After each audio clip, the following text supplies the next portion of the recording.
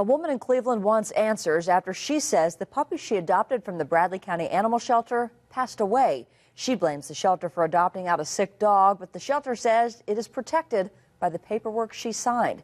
News Channel 9's Alyssa Sprato joins us now with the story. Alyssa. Kim, that's right. April and Ryan Smith thought a pet would complete their family. They found Sheriff, a young Basset Beagle mix, at the Cleveland Animal Shelter. But not long after adopting him, they discovered he had a potentially deadly virus. And while the shelter is working with the family, it maintains it's not liable.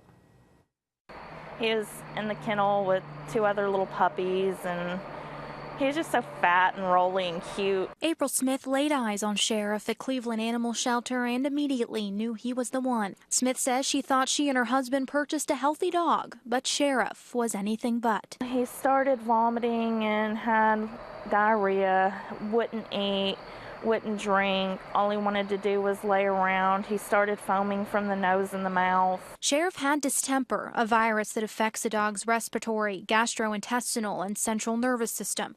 There's no cure, only medication to mask the symptoms. He died about a week later. Smith says she blames the shelter for what happened. It just really surprised me to find out the conditions that these dogs are being treated in, and the fact that they don't have a vet checking them right upon arrival, which they really should. The Cleveland Animal Shelter has no veterinarian on staff. When a dog arrives, it is not tested for disease or given any shots.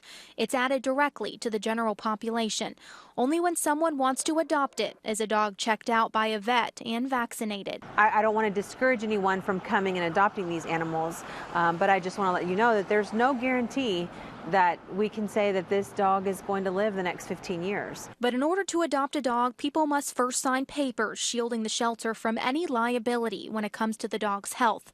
Today, the shelter director said they're not taking any steps outside of their regular cleaning schedule to address the distemper issue. It's very well possible that every other dog in that shelter could be sick. And just think about it, if a family with children adopted a dog from this shelter and then this little dog dies in some little child's arms, it would just be heartbreaking.